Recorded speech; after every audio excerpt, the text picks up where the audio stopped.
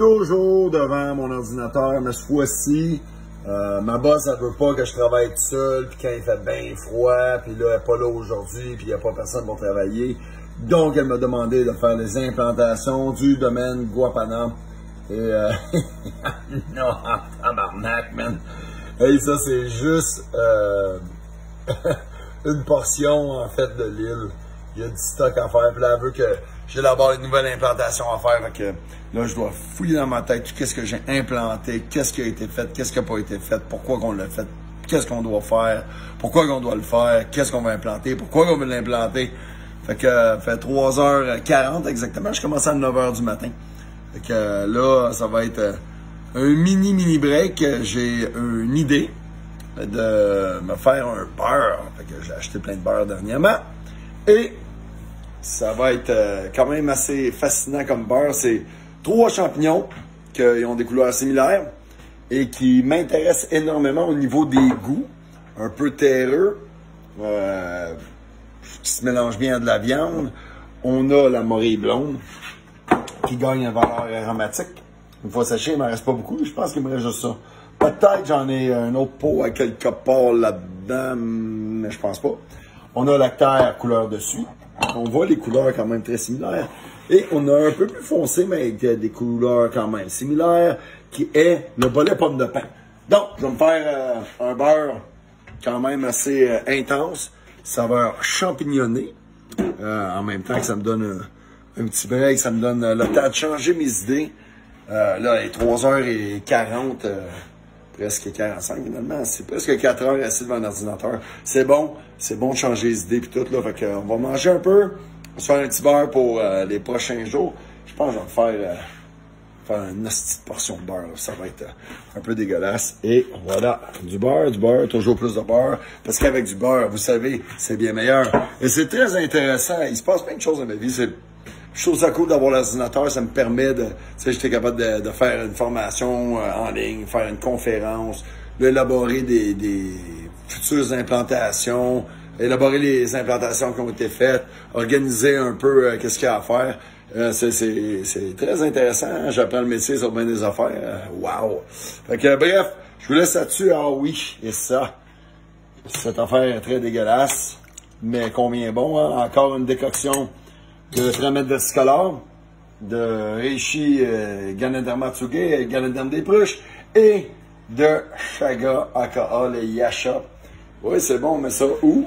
Ça fait une extraction de saveur pour les cafés, à raison d'environ, je vous dirais, là, mettez à peu près là, 2 tasses, 3 tasses, pas plus, pour un 8 tasses. Tu sais, normalement, là, je mets environ l'équivalent de 2 tasses pour un 6 tasses. Comme ça, j'ai ma consommation de champignons magiques, mais plutôt médicinaux, pas magiques. Ça agit sur le cerveau quand même d'une très belle façon. Et sur le cœur, sur différents organes. Et c'est un pas de plus vers une meilleure immunité et une bonne santé. Fait que tous les petits détails sont importants et ça fait partie de la cueillette.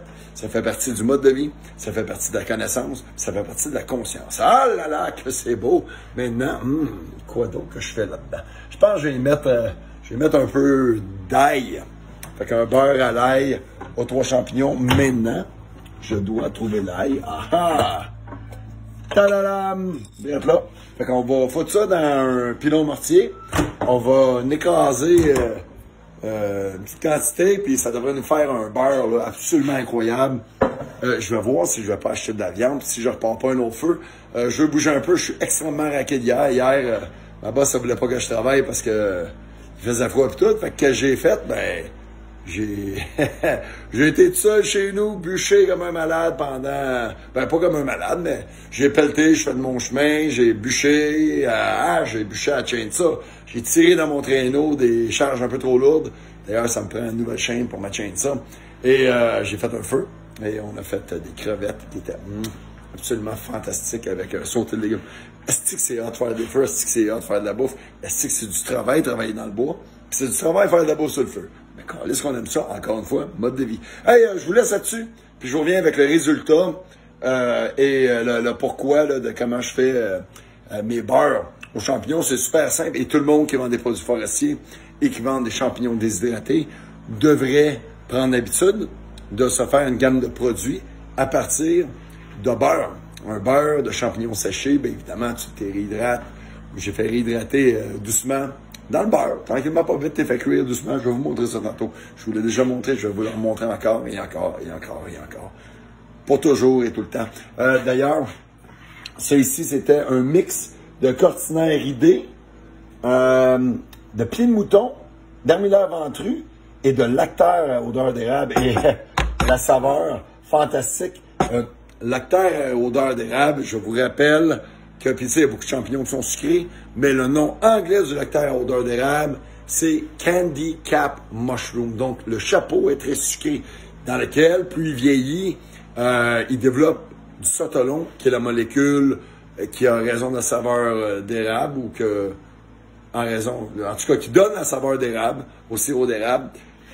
À force de faire bouillir, non seulement on développe du québécol dans notre sirop d'érable, qui donne, j'imagine, un peu sa couleur, mais le sotolon aussi, couleur brune, sotolon. Lorsqu'on regarde nos champignons, je sais pas, ils sont où, ils doivent être pas bien loin, ici, voilà, là.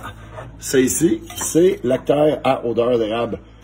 Et c'est une très belle stratégie pour utiliser nos champignons.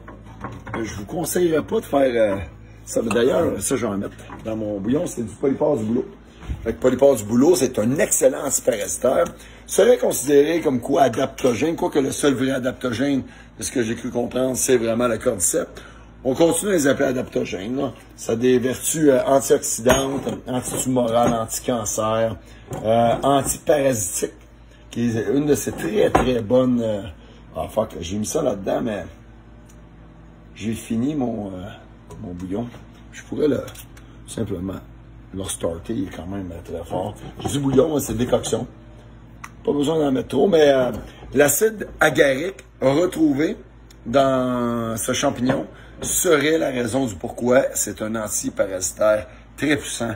Donc, à utiliser, c'est très amer, un peu comme les glands de chêne rouge, que supposément les chevreuils enlèveraient les vers de leur estomac en mangeant les glands de chêne rouge, puisqu'ils sont extrêmement tanniques. Et que des côtés, ben, j'imagine que ces tanins-là, qui sont des antioxydants, les tanins. Je sais pas si ça rentre dans le groupe des polyphénols, j'avais entendu ça par, je me souviens plus de son nom, c'est un biologiste français qui parlait des vins. C'est Antoine Petrouchka, Anthony qui m'avait envoyé ça. Pas bossé, pas fossé, c'est... Anyway, un gars ultra fascinant, très connaissant, évidemment. Puis il parlait que les tanins, c'était des polyphénols ou des antioxydants. C'est vérifiable. Donc, anyway, là-dedans, c'est l'acide agarique qui fait que c'est un antioxydant incroyable. Salut!